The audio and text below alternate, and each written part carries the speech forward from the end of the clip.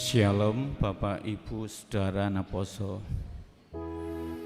Sebelum kita masuk ke tata ibadah, marilah kita satukan hati dan pikiran kita untuk memuji Tuhan. Kita berdoa di dalam hati masing-masing. Berdoa dimulai.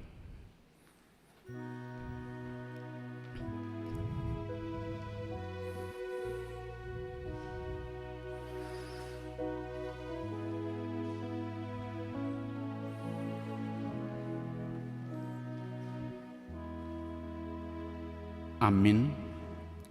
Kita bernyanyi.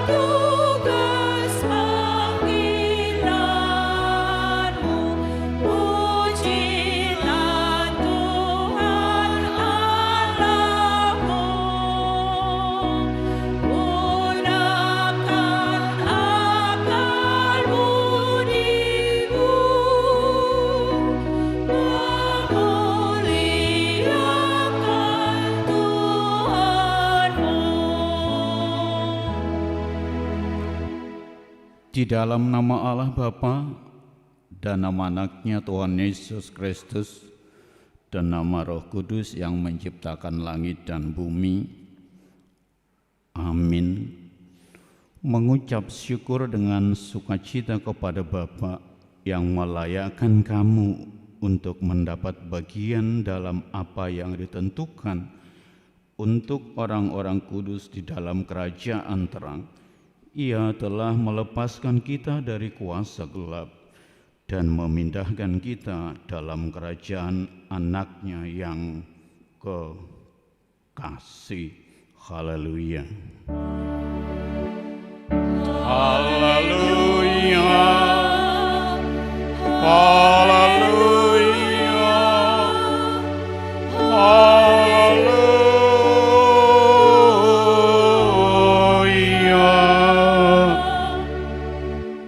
Kita berdoa.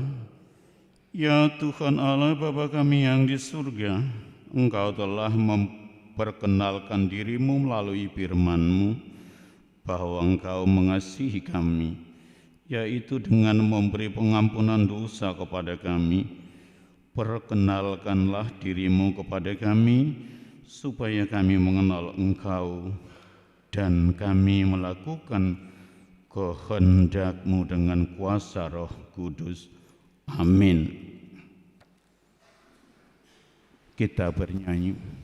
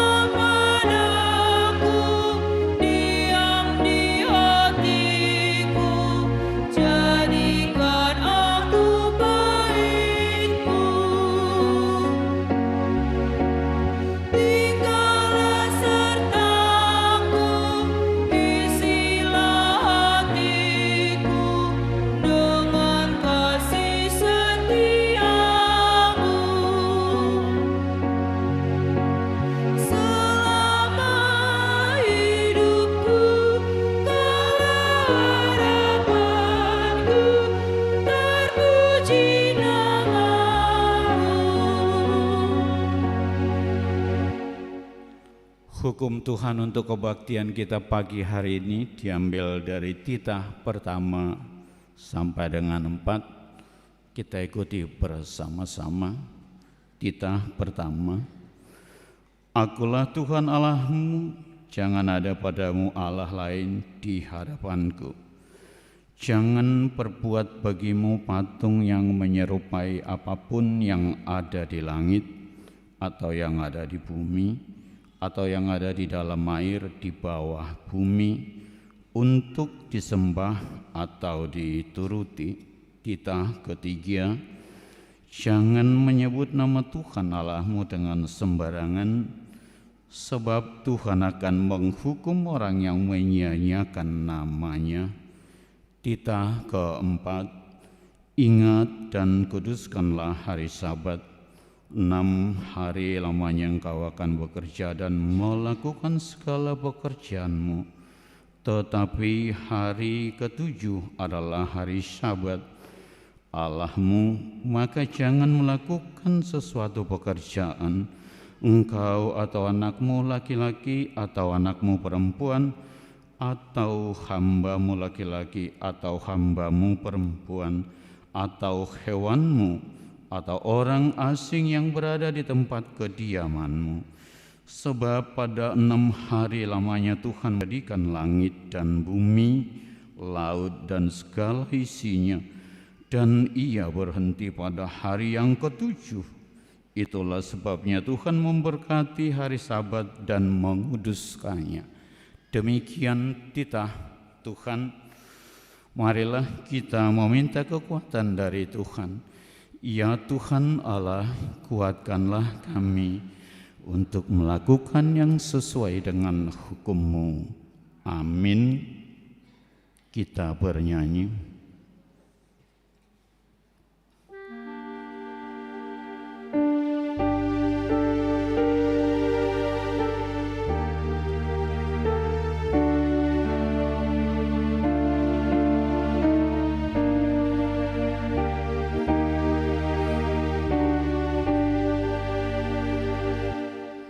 Yesus menyambut dia.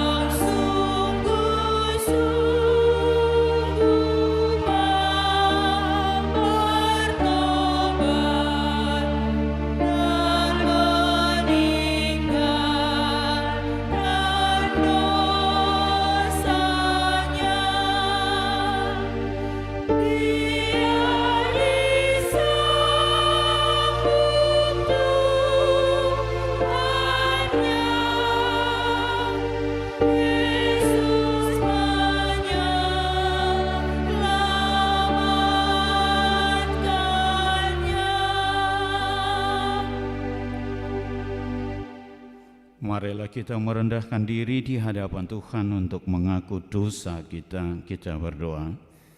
Ya Tuhan Allah Bapa, Tuhan Yesus Kristus, Engkau Allah yang Maha Kuasa, pencipta segala sesuatu. Engkau adalah adil menghakimi semua orang.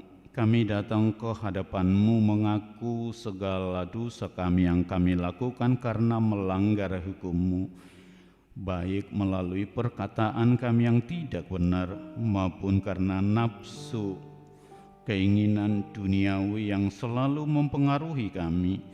Kami patut mendapat murka Tuhan akibat dosa kami itu. Tetapi Engkau adalah Tuhan pengasih dan penyayang.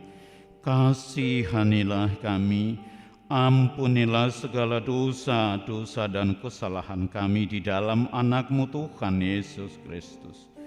Karuniakanlah kami Roh Kudus, agar kami setia mengikuti Engkau di dalam kebenaran dan kekudusan, dan memperoleh hidup yang kekal, yang Tuhan janjikan bagi setiap orang yang percaya kepada anak-Mu, Yesus Kristus Tuhan dan Juru Selamat kami. Amin. Janji Tuhan tentang pengampunan dosa-dosa kita. Demikian firman Tuhan, janganlah takut, sebab aku telah menebus engkau. Aku telah memanggil engkau dengan nama-Mu. Engkau ini kepunyaanku. Kemuliaan bagi Allah di tempat yang maha tinggi. Amin. Kita bernyanyi.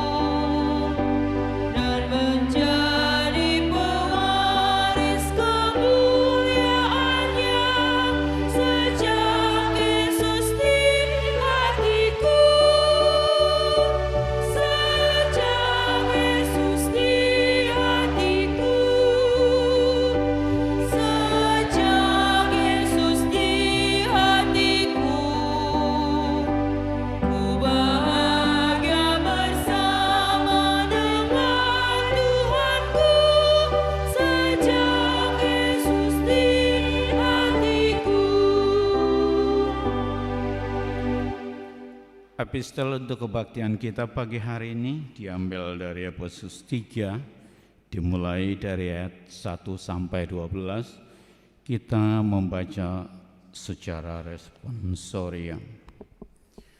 Rahasia panggilan orang-orang bukan Yahudi. Itulah sebabnya aku ini, Paulus, orang yang dipenjarakan karena Kristus Yesus untuk kamu orang-orang yang tidak mengenal Allah.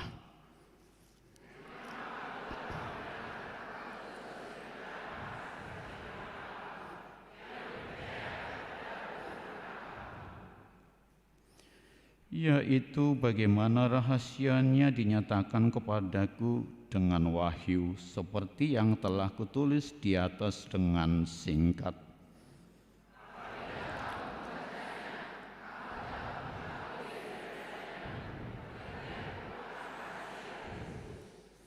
Yang pada zaman angkatan dahulu tidak diberitakan kepada anak-anak manusia, tetapi yang sekarang dinyatakan dalam roh kepada rasul-rasul dan nabi-nabinya yang kudus.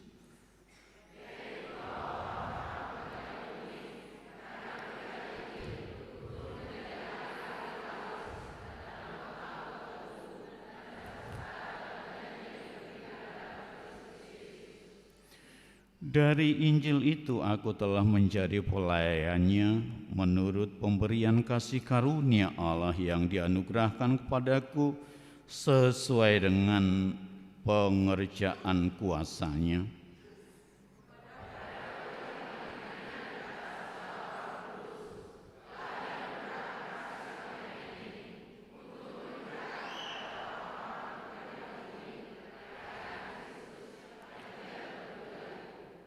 Dan untuk menyatakan apa isinya, tugas penyelenggaraan rahasia telah berabad-abad tersembunyi dalam Allah yang menciptakan segala sesuatu.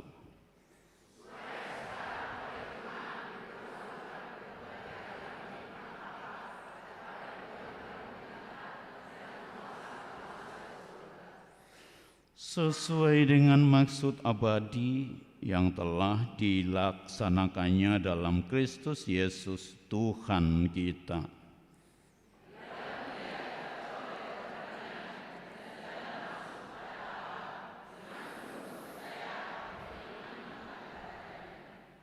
Demikian firman Tuhan.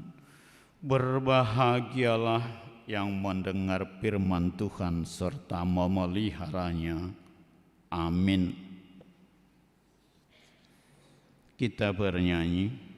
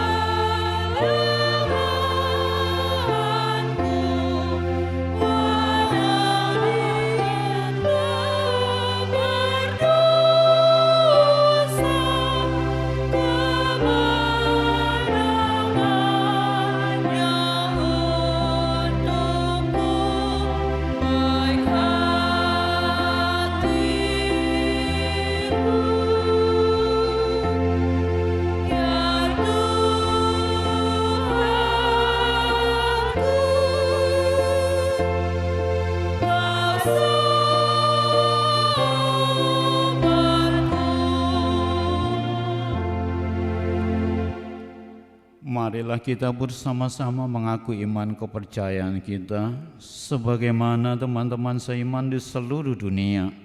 Kita bersama-sama mengucapkannya. Aku percaya kepada Allah, Bapa yang Maha Kuasa, Khalik langit dan bumi.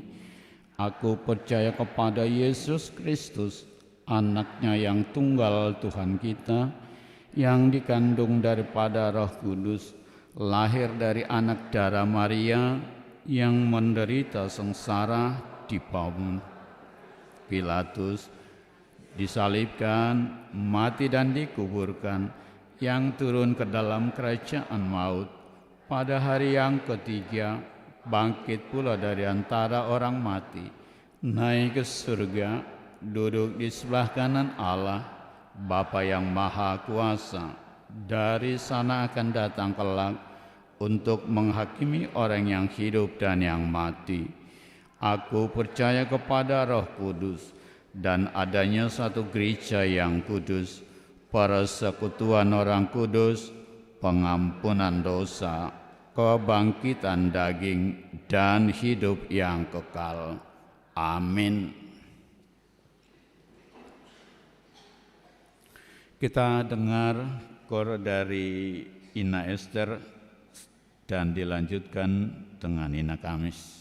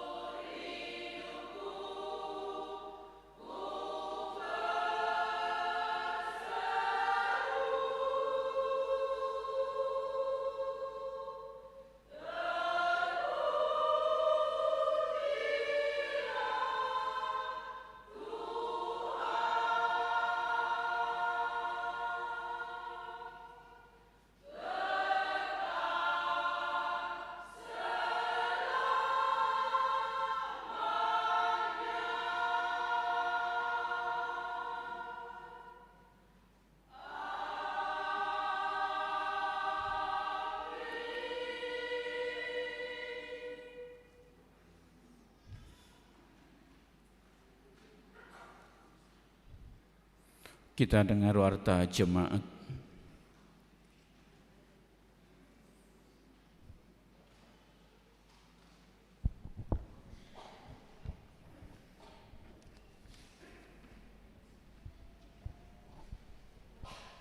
Shalom, selamat hari Minggu bagi kita semua. Marilah kita ikuti sejenak warta jemaat gereja kita pada Minggu 7 Januari 2024. Yang pertama, nama minggu. Nama minggu kita hari ini, minggu pertama setelah Epifanias.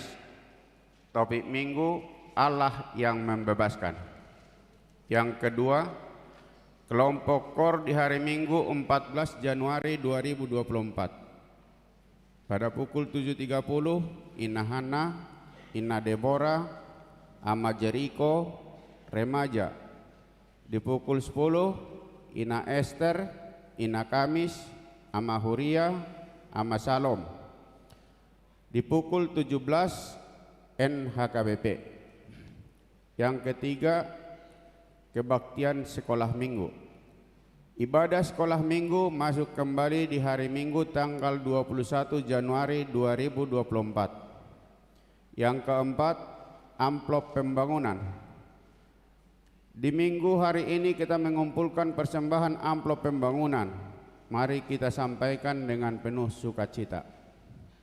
Yang kelima, persembahan bulanan dan iuran diakoni sosial. Gereja kita mengucapkan terima kasih banyak untuk jemaat kita yang sudah melunasi persembahan bulanan dan iuran diakoni sosial sampai bulan Januari 2024, dan untuk jemaat kita yang ingin membayar persembahan bulanan dan iuran diakoni sosial bisa melalui transfer atau bisa disampaikan ke majelis sektornya masing-masing. Yang keenam, jumlah jemaat yang mengikuti ibadah tanggal 31 Desember 2023 berjumlah 1.147 orang. Yang ketujuh, jemaat yang berulang tahun kelahiran 50 orang, ulang tahun pernikahan 22 kepala keluarga. Pendeta dan semua majelis HKBP Cimanggis menyampaikan selamat ulang tahun kelahiran dan pernikahan periode tanggal 1 sampai 7 Januari 2024. Firman Tuhan yang menyempurnakan sukacita mereka tertulis di Mazmur pasal ke-20 ayat yang kelima. Kiranya diberikannya kepadamu apa yang kau kehendaki dan dijadikannya berhasil apa yang kau rancangkan. Yang kedelapan, persembahan bulanan dan tahunan. Jemaat yang memberikan persembahan bulanan atau tahunan minggu ini, satu kepala keluarga sebanyak 600.000. Yang kesembilan, Tok Ripe Pembangunan. Jemaat yang memberikan Tok Ripe Pembangunan di minggu ini, dua kepala keluarga. Tertulis di acara yang jemaat pegang sejumlah 600.000, seharusnya 300.000. Yang ke-10, keuangan gereja. Huria 12.892.000. Pembangunan tertulis 3.062.750.000, seharusnya 2.762.750. Sentralisasi atau pusat 10.667.250 rupiah. Jumlah tertulis di acara yang kita pegang 26.622.000, seharusnya 26.322.000. Jika ada persembahan yang tidak tercantum dalam warta, mohon diinformasikan kepada majelis untuk diperbaiki pada minggu berikutnya. Demikian warta jemaat minggu ini. Tuhan memberkati persembahan umatnya untuk kemuliaannya. Amin. Kita dengar KOR dari Ama Salom, dilanjutkan Naposo Bulung.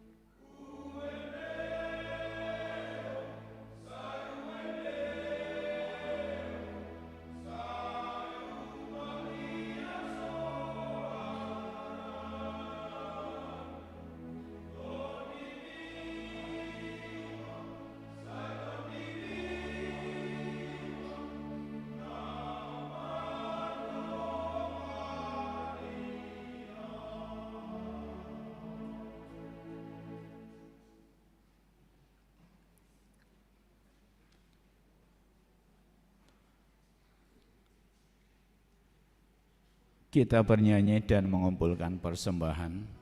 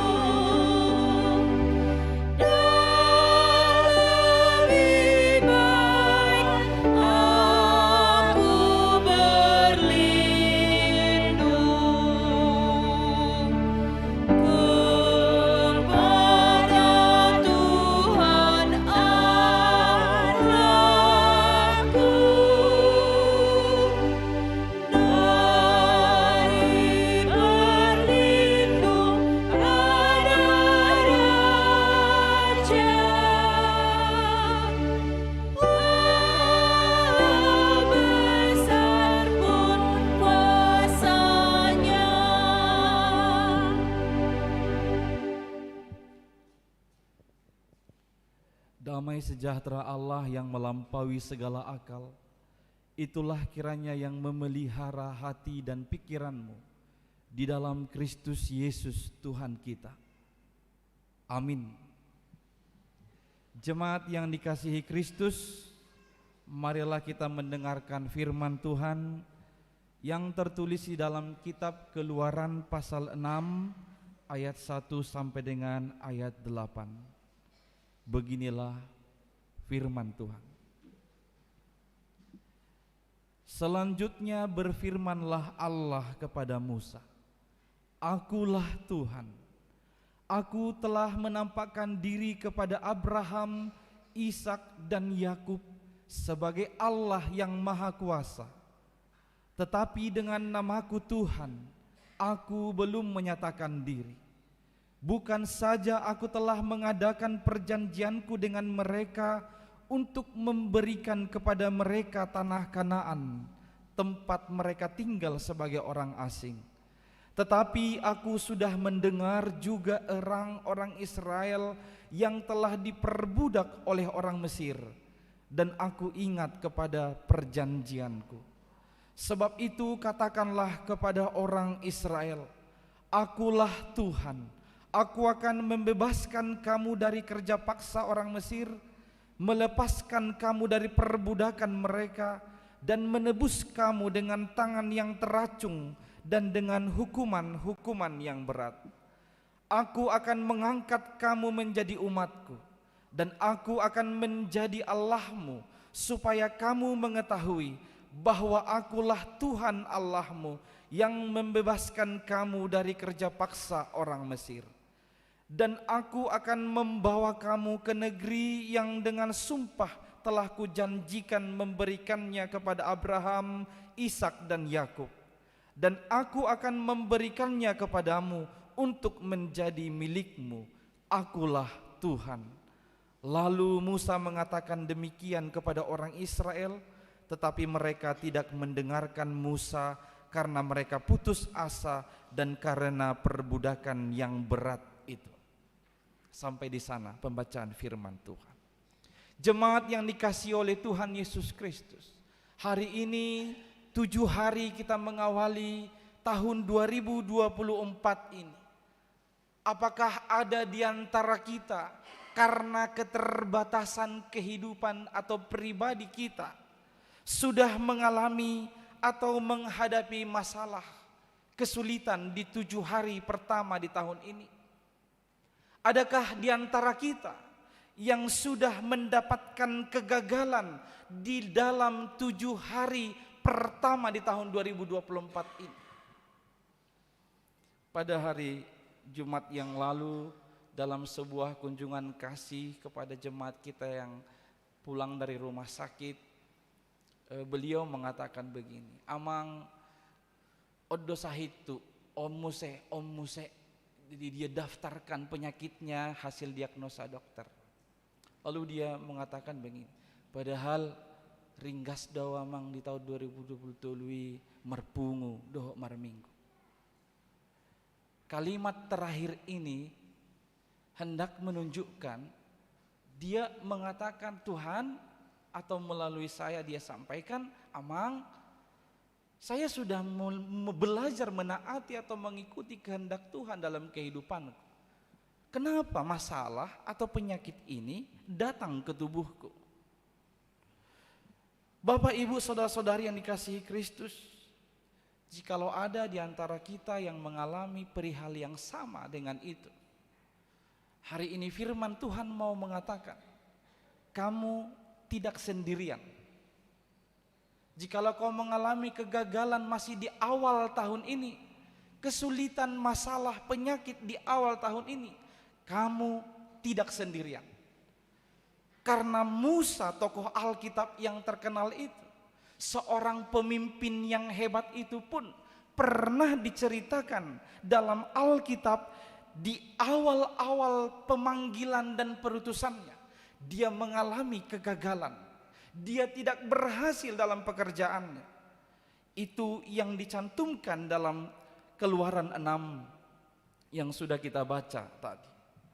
Kita tahu itu terjadi ketika Allah memilih Musa untuk memimpin Israel keluar dari perbudakan Mesir. Sedikit kilas balik, mengapa orang Israel sampai ke Mesir? Itu adalah berawal dari Yusuf, seorang yang berhikmat, yang dibuang abang-abangnya ke Mesir lewat saudagar-saudagar itu. Ketika Yusuf sudah sukses di Mesir, diangkat menjadi orang kedua terbesar di Mesir oleh Raja Firaun. Pada saat yang sama terjadi kelaparan 7 tahun di seluruh negeri, maka orang-orang datang ke Mesir membeli makanan, termasuklah abang-abang dari Yusuf, orang Israel itu. Singkat cerita, Yusuf meminta kepada Firaun, berikanlah kami tanah di Mesir ini, supaya aku membawa kemari bapak, mama, abang-abang dan semua keponakanku. Akhirnya Yusuf dan saudaranya, orang Israel itu, tinggal di Mesir. Ketika mereka di Mesir, mereka bertambah banyak sangat pesat, memenuhi daerah Mesir. Raja Firaun yang mengenal Yusuf mati, digantikan oleh Firaun berikutnya. Maka kasus perbudakan ini terjadi di Raja Firaun berikutnya. Raja Firaun itu melihat, ini orang Mesir, orang Ibrani, kenapa mereka banyak di Mesir? Maka dalam rangka menekan pertumbuhan orang Israel di Mesir, Raja Firaun buat perintah supaya semua orang Mesir kerja rodi atau semua orang Israel kerja rodi atau kerja paksa di daerah Mesir. Disuruh membangun tembok-tembok Mesir dengan sistem perbudakan. Tidak cukup hanya sampai di situ. Guna menekan pertumbuhan orang Israel di Mesir, dia menghasut 2 bidan, Sifra dan Pua, untuk membunuh setiap bayi di dalam kandungan perempuan orang Israel. Tapi Sifra dan Pua kita tahu tidak melakukan perintah itu. Maka tetap saja berkembang orang Israel di Mesir. Maka Firaun itu beri perintah yang baru. Setiap bayi laki-laki orang Israel harus dibunuh. Itu sebabnya Musa pada waktu itu setelah lahir, dia dimasukkan ke dalam sebuah keranjang, diletakkan di atas air, dekat dengan pemandian putri raja. Akhirnya dia selamat, dibesarkan di istana. Itu awal kisah mengapa Israel di Mesir dan mengapa terjadi perbudakan. 400 tahun lamanya mereka diperbudak di Mesir. Mereka menjerit minta tolong kepada Tuhan, dan Tuhan mendengar itu. Maka dia panggil Musa, dia utus Musa ke Mesir untuk membawa orang Israel keluar dari Mesir. Akan tetapi ketika Musa pergi ke Mesir berbicara dengan Firaun, di situ letak kegagalannya tadi. Awalnya dia sudah nolak, Tuhan janganlah aku, pilih yang lain saja, masih banyak yang lebih hebat dari aku. Tapi Tuhan bilang, bukan, kau Musa, pergi ke sana. Akhirnya dia sudah mulai menaati perutusan Tuhan, dia pergi melakukan pekerjaan itu, tapi dia mengalami kegagalan di awal. Ini yang saya sebutkan tadi sama dengan pengalaman kehidupan kita. Siapa tahu di 7 hari pertama ini kita sudah berdoa dengan sungguh-sungguh, sudah mulai mempunyai komitmen dalam hati, saya akan mengikuti kehendak Tuhan. Ternyata yang datang kegagalan, masalah, kesulitan, atau bahkan penyakit. Lantas apa yang diperbuat Musa? Itu pertanyaan. Ketika Musa gagal di awal karena keterbatasannya, apa yang diperbuat oleh Musa pada saat itu? Dia gagal berbicara dengan Firaun. Firaun tidak mau membiarkan mereka pergi. Malah Firaun setelah Musa datang memperberat kerja rodi orang Israel. Itu mengakibatkan orang Israel ini menyalahkan Musa. Dan itu akibatnya orang Israel ini nanti di awal-awal tidak mau mendengarkan Musa. Tadi disebutkan di ayat yang ke-8. Itu kegagalan yang dialami oleh Musa di awal-awal pekerjaan Tuhan yang diberikan kepadanya. Maka mungkin saja Musa akan berkata dan menggerutu, betul akan Tuhan. Dari awal pun sudah saya bilang, aku nggak sanggup, aku nggak bisa menjadi pemimpin. Ini sekarang lihat, aku kan jadi malu di tengah-tengah bangsaku ini. Mereka akhirnya dikerja paksakan lebih berat daripada yang awal. Sekali lagi, lalu apa yang diperbuat oleh Musa? Sebelum melihat apa yang diperbuat oleh Musa, dalam catatan sejarah dunia kita lihat, ketika Meksiko, bangsa Meksiko di awal-awal kejayaannya, ada usaha untuk menaklukkannya dari Jenderal Cortes. Jenderal Cortes bersama dengan pasukannya yang sedikit dan terbatas, itu berusaha mau menaklukkan Meksiko yang sedang jaya-jayanya pada saat itu. Cortes, Jenderal Cortes sadar betul bahwa pasukannya yang sedikit ini pasti akan ragu ketika mereka melihat keberadaannya yang sedikit dan terbatas dan dibandingkan dengan jumlah musuhnya. Maka apa yang dilakukan Cortes pada saat itu, setelah mereka sampai di daratan Meksiko, Jenderal Cortes membakar semua kapal mereka. Tujuannya supaya tidak ada kata mundur bagi pasukan yang sedikit ini. Mereka harus terus berperang untuk menduduki Meksiko pada saat itu, dan mereka akhirnya berhasil. Agaknya apa yang dilakukan Cortes ini bisa kita adopsi. Membakar keterbatasan itu adalah upaya yang lebih nyata dan lebih masuk akal kita kerjakan sekarang. Semua kita punya keterbatasan. Jikalau kita gagal karena keterbatasan itu, maka upaya yang boleh kita buat adalah membakar keterbatasan itu. Itu yang disampaikan Allah kepada Musa di pasal yang ke-6 ini. Ketika Tuhan berkata, akulah yang akan membebaskan Israel. Tuhan menjadi pembebas, menjadi penebus adalah sebuah upaya untuk membakar keterbatasan yang dimiliki oleh Musa pada saat itu. Maka di pasal 6 ini Tuhan memberikan jaminan yang diperlukan oleh Musa. Yang penting Musa mau kembali ke pekerjaannya dan dia melakukannya dengan setia. Maka hal yang sama yang diharapkan dari kita semua. Dalam segala keterbatasan ini, jangan itu menghentikan langkahmu untuk terus maju ke depan. Sebaliknya, kembali saja ke pekerjaanmu dan tetap melakukannya dengan setia kepada Tuhan. Karena Tuhan memberikan jaminan, Dia yang membebaskan kita. Tuhan yang membebaskan. Ketika dikatakan Tuhan yang membebaskan, itu dapat kita pahami melalui 3 tindakan Tuhan berikut ini.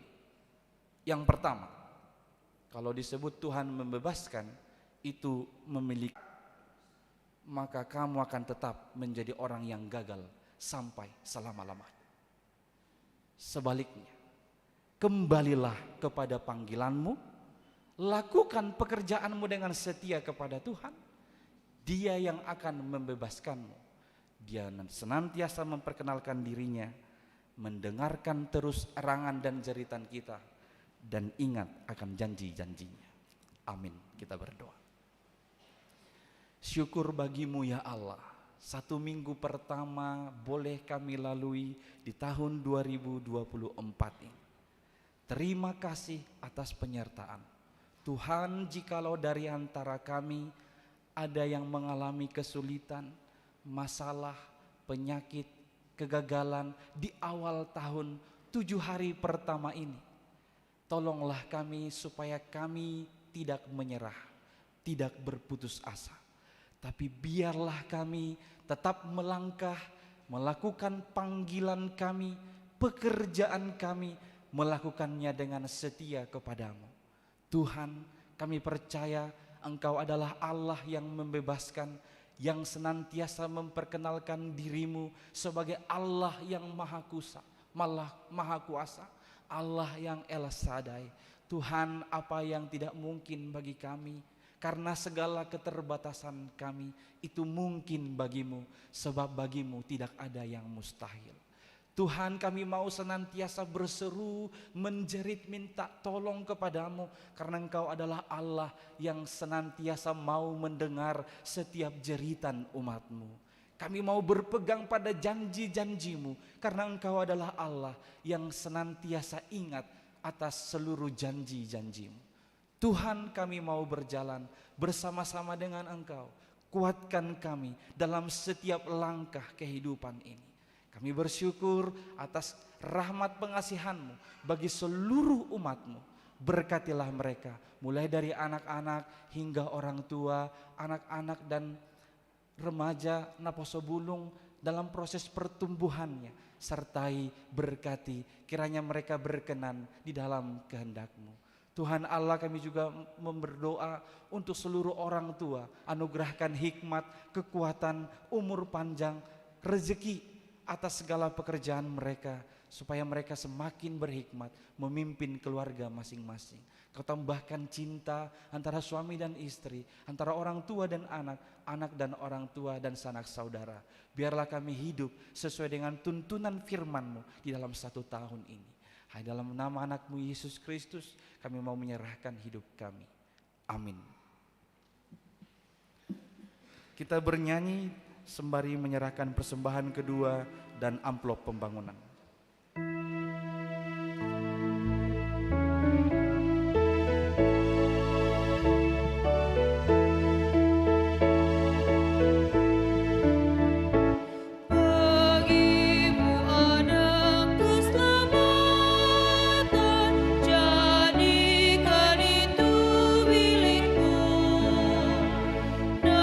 Juga kebahagiaan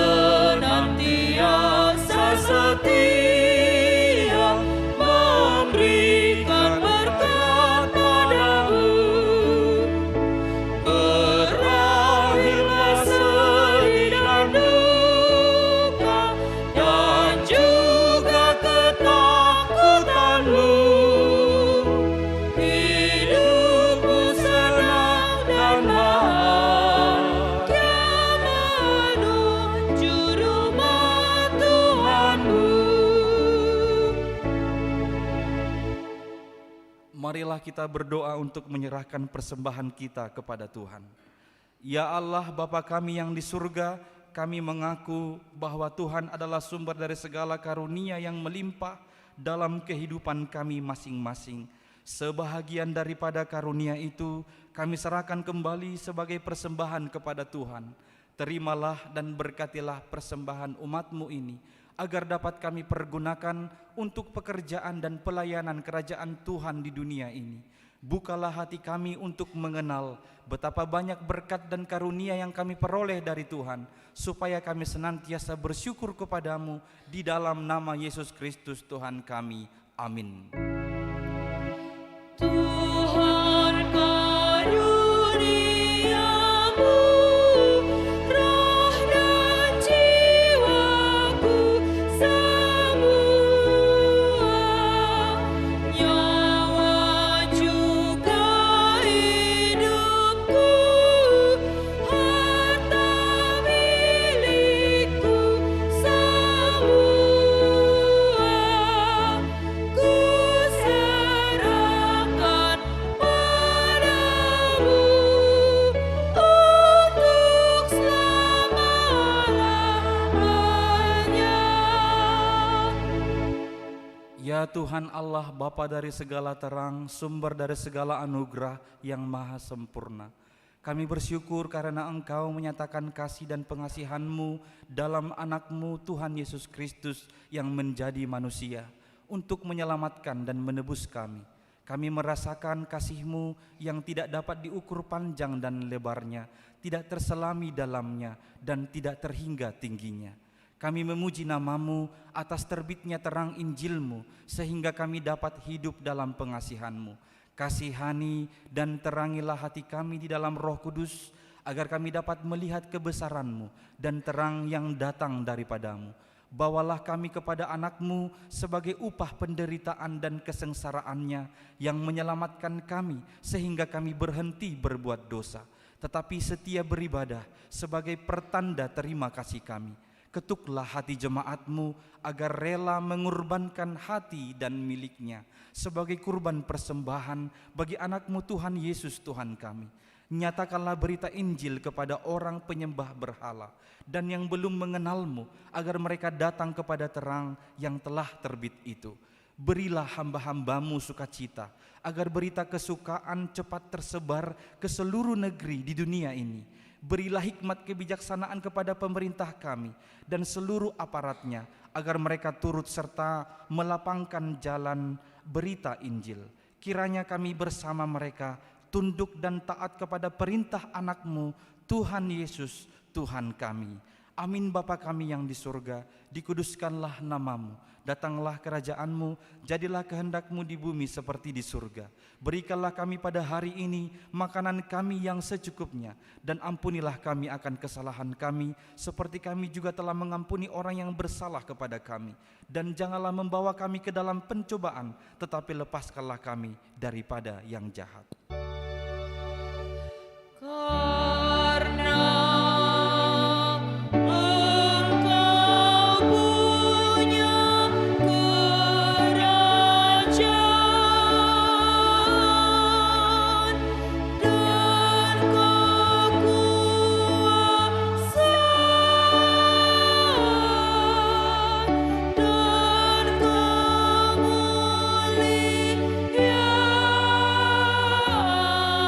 dan kemuliaan sampai selama-lamanya.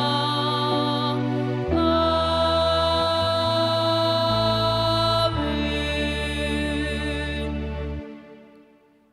Tuhan memberkati engkau dan melindungi engkau.